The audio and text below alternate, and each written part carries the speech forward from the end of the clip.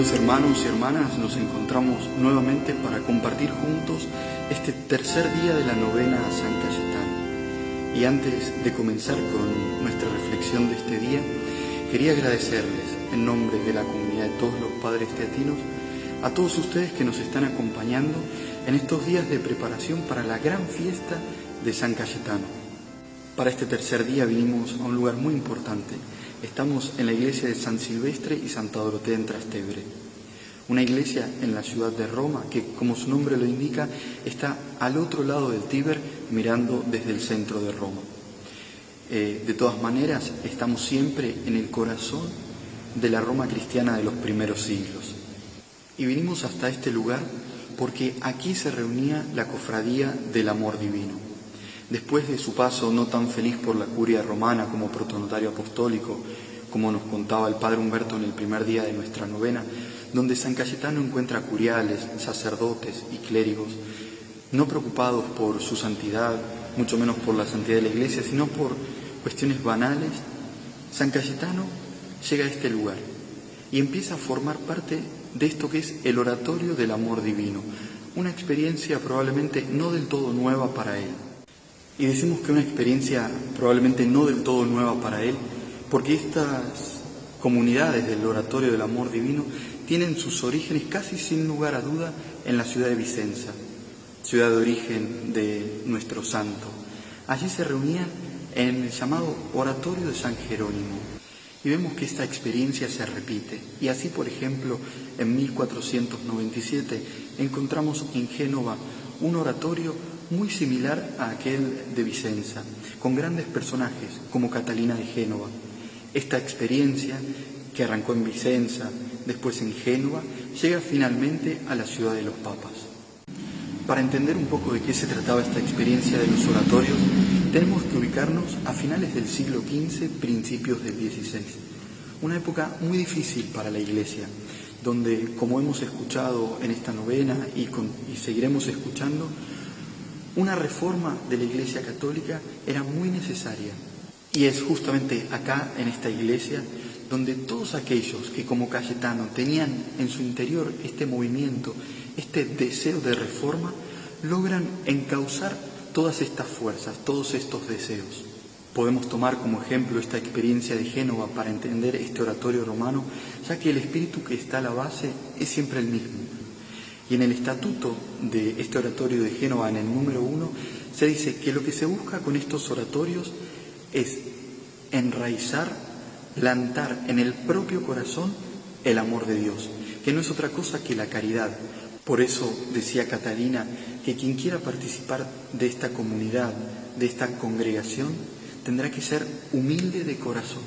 Podemos ver además acá en Roma 4 elementos que se repiten de aquella comunidad madre de Génova, y esto es la vida de piedad, la caridad hacia los más necesitados, la regla del secreto, es decir, nadie podía saber quiénes participaban de estos oratorios y cuáles actividades se realizaban, y finalmente el límite en el número de los integrantes, porque como decía Catalina, donde hay una multitud hay confusión. Podemos decir entonces que mientras en Génova la participación era mayoritaria de los laicos, acá en Roma, en cambio, había laicos, pero eran menos, eran mayormente clérigos y sacerdotes. Por otra parte, mientras la regla fundamental de Génova era el orat et labora, es decir, la vida de oración y la vida de apostolado, vemos que acá en Roma no faltan las obras de misericordia.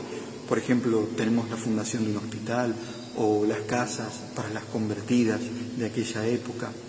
Pero principalmente se apuntaba a la renovación del espíritu, del propio espíritu, mediante la vida de oración y una mayor participación en los sacramentos. Y es acá donde radica la importancia fundamental de este lugar, sea para San Cayetano que para toda la Iglesia, y es el indicar con la propia vida la vía justa para la reforma, es decir, buscar la reforma personal para la reforma de toda la Iglesia. Una última cosa importante, entre tantas otras que podríamos señalar, es este pequeño cuadro que se encuentra en la pala de esta iglesia, detrás de mí, donde vemos representada a María, Madre del Divino Amor, a Nuestra Señora del Divino Amor. Es una pintura de finales del siglo XV, entonces podemos decir sin duda que San Cayetano, de frente a esta imagen, rezó a su madre, a María, pidiendo que encendiera su corazón frío en el fuego del amor divino. ¿Qué significó entonces para San Cayetano el paso por este lugar?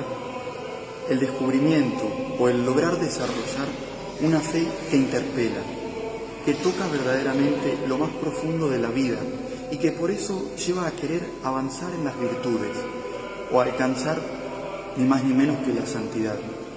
Por otro lado, una experiencia tan profunda de Dios que toca las fibras más íntimas del corazón y que por eso lleva automáticamente a testimoniarlo con la propia vida. Pidamos entonces en este tercer día de novena que podamos tener una profunda experiencia del amor divino, del amor de Dios, que transforme verdaderamente nuestro corazón, nuestra vida, y que este corazón nuestro encendido en el fuego del amor divino pueda iluminar a los demás y que sea verdaderamente un corazón reformado al servicio del mundo y de la Iglesia, que pueda amar como amó el corazón de Jesús.